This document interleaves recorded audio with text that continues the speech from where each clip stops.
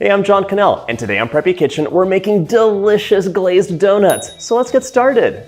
To make these donuts, you'll need milk, 2 packets of active dry yeast, granulated sugar, all-purpose flour, salt, butter, 2 eggs, some vanilla, and of course powdered sugar for the glaze. And yes, we'll be frying these, so get some oil out too. First off, we're gonna measure out 1 cup or 240 ml of whole milk. We want this to be about 110 to 115 Fahrenheit. I'll put Celsius down below. This is gonna go into the microwave. I meant 105 to 110 Fahrenheit. If you get that milk too hot, you'll kill the yeast, which is not good. I'm adding in about a teaspoon of granulated sugar, as well as, give that a stir first. Now I'm adding 2 packets of active dry yeast. If you're not using packets, that's 4.5 teaspoons. We're just gonna give this a mix so it gets all combined and set it aside for about 5 to 10 minutes until it is nice and frothy.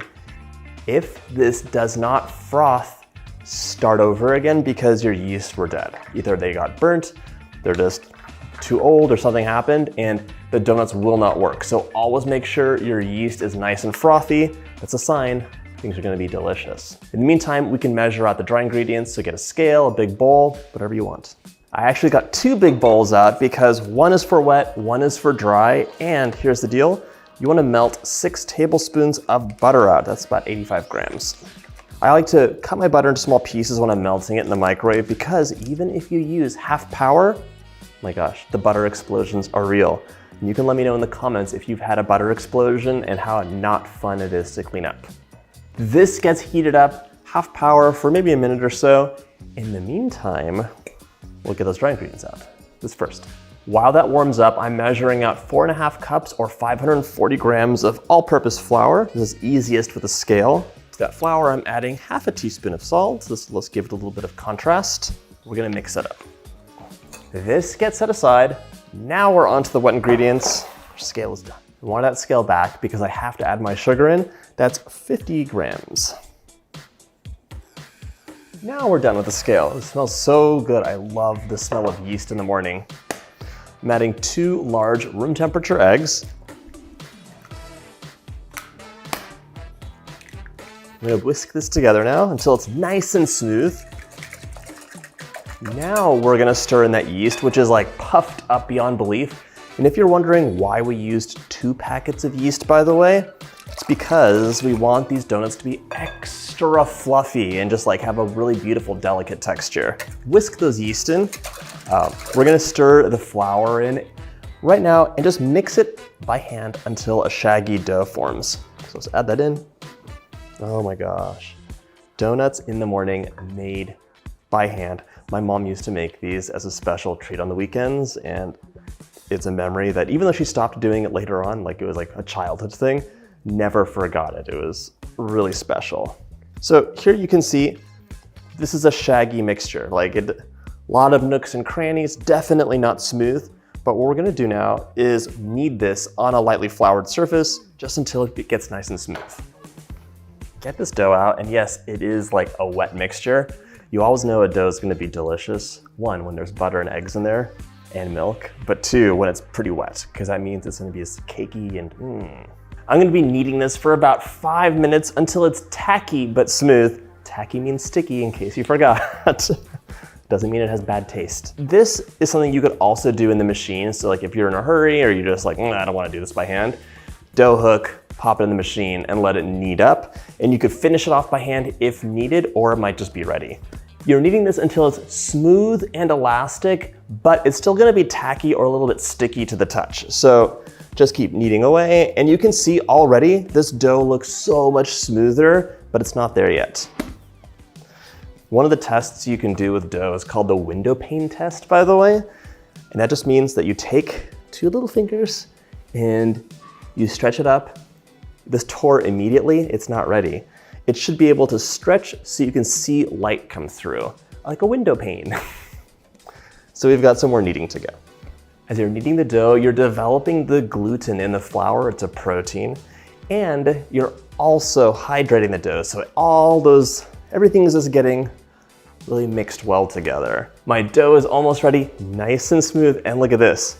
I can take 2 fingers, pull a section out, and it stretches and you can see the light comes through. It's very satisfying. Another test is just to see how it bounces back when you press in. Pressing in, bounces back pretty well. Okay, this is gonna go into an oiled bowl, and yes, there is butter, there is milk, there are eggs in here. This is not pizza dough, so it's gonna need more time to rise in a nice cozy place. So my dough's ready. I'm gonna place it into a lightly oiled bowl. I'm just reusing my flour bowl. This wants to hang out in a nice, cozy, warm place for about an hour. You can cover it with plastic or get a bonnet out. Into a nice, cozy place, 1 hour, and we'll be back with some beautiful puffed, delicious dough. Just a little bit over an hour later, look at this dough. It was actually up to here and I opened it up. It starts deflating right away. That's okay, because we're gonna punch it down. Punch, punch, punch, punch, punch.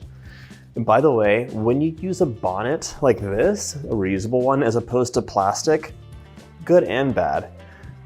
Here, it's a little bit dried out, just a little bit though, which is actually really nice when you dump out your dough. This is just nice because it's not gonna stick so much to the bottom of your pastry mat or your counter. Okay, pat it out. It's a little bit thick right now, so I'm just gonna add a little bit of flour and roll it out. This smells so good, by the way, already. For these donuts, we're gonna use circle cookie cutters.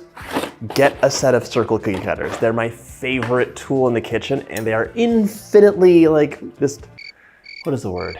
Versatile. They're infinitely versatile. They do anything you want. Okay, so we're gonna cut out our donuts and place them onto a sheet of parchment paper just for transport.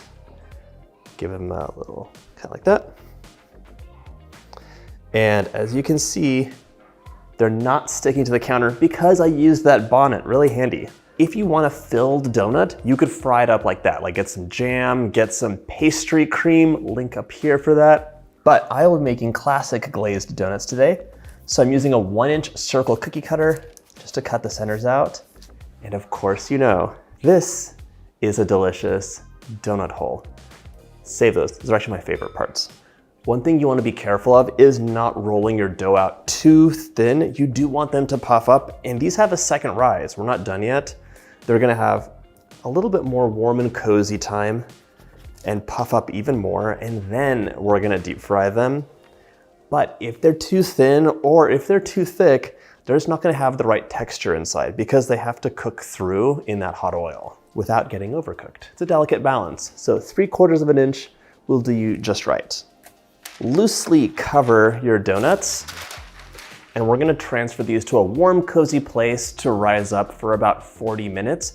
They're gonna get really puffy, and this stage is important. That's what gives you that light as air texture in your donuts. So remember, 40 minutes, warm, cozy place, and in the meantime, we're gonna get our oil out. While our donuts are rising, add 2 inches of oil to your Dutch oven or a large pot and place it over medium heat along with a thermometer, and we're gonna heat that up until it's 350 degrees Fahrenheit.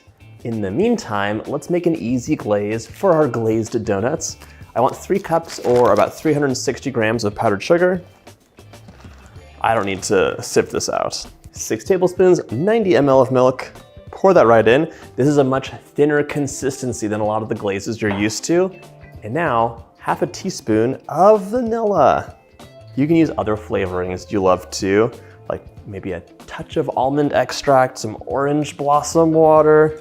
I think bourbon or rum is a popular addition as well. And yes, you can add citrus zest or juice into this as well. So many delicious choices. This, as you can see, is a nice thin drizzling consistency, just what we want. You want to cover this up just with paper or something while this is happening because you do not want your glaze to dry out. Cover that up. Let's check our thermometer. We need it to be 350. My oil's nice and hot. I'm starting off by dropping my donut holes in there. Be careful.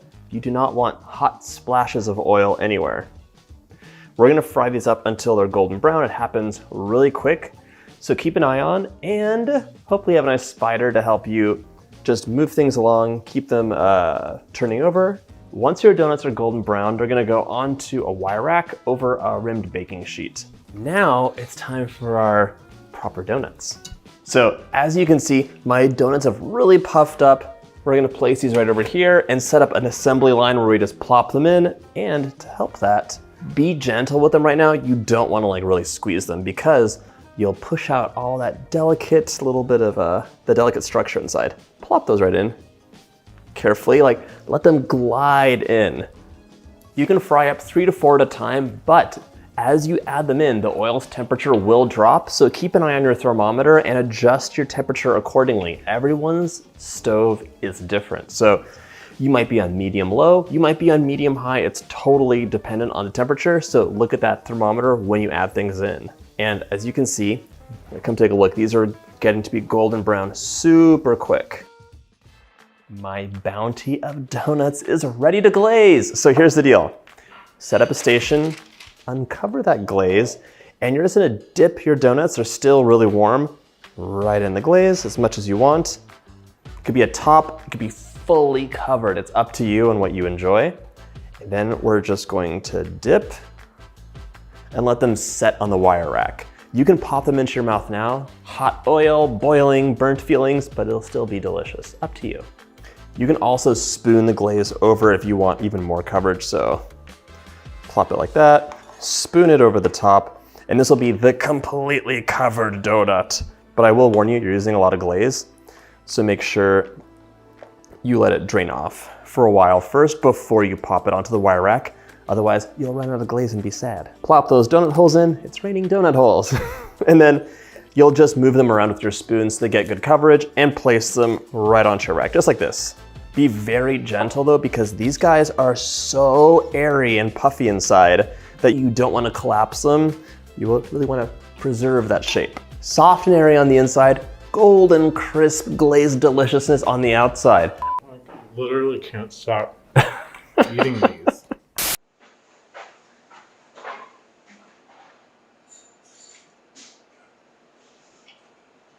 I hope you get a chance to make this recipe, and if you like this video, check out my breakfast treats playlist.